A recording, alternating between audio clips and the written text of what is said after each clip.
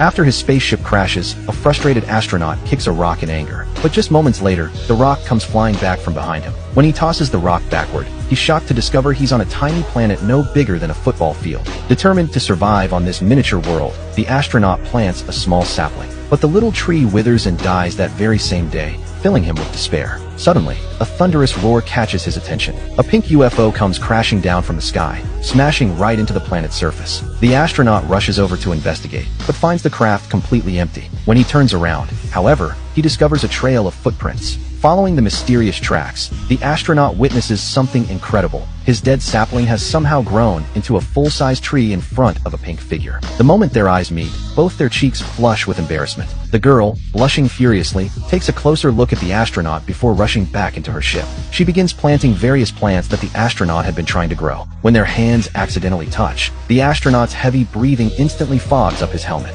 Suddenly, the girl removes his helmet, and without oxygen, the astronaut starts suffocating. But then something magical happens. She spreads her arms and floats in midair, releasing massive amounts of oxygen from her body. Not only can the astronaut breathe freely again, but the entire planet becomes filled with life-giving air. The next morning, the astronaut seeks out the girl and shares his favorite fruit, a mango. She instantly falls in love with it, though whether it's because of the delicious taste or because it came from him remains unclear. They spend their days watching meteor showers together, playing games, and diving into water. One evening, after walking the girl back to her room, the astronaut stammers nervously, causing her to turn and walk away. Frustrated with himself, he starts hitting his own head. But just as he's about to leave, the girl runs back and gives him a kiss. Years pass, and their planet flourishes with life. Their two spacecraft have been joined together to form a large home, and they've had two beautiful children. The family lives happily together on their little world. But fate can be cruel. The astronaut notices spots appearing on his wife's hands. Years of constantly producing oxygen for the planet have weakened her body severely. One night,